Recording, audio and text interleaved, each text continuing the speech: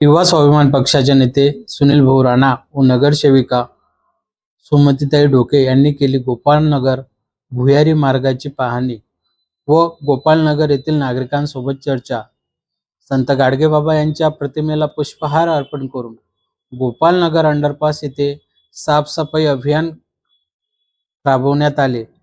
या प्रसंगी युवा स्वाभिमान पक्षाचे नेते सुनील भाऊ राणा व नगरसेविका सुमतीताई ढोके यांनी स्वतः गाडगेबाबा यांच्या विचारांचा वारसा जपून स्वतः साफसफाई केली आहे।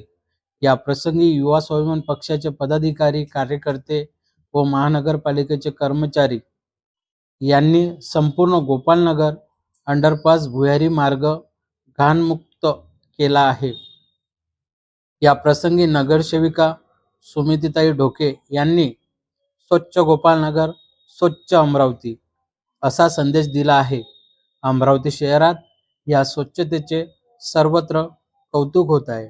गोपालनगर परिसरातील नागरिकांनी युवा स्वाभिमान पक्षाचे आभार मानले आहेत। धन्यवाद।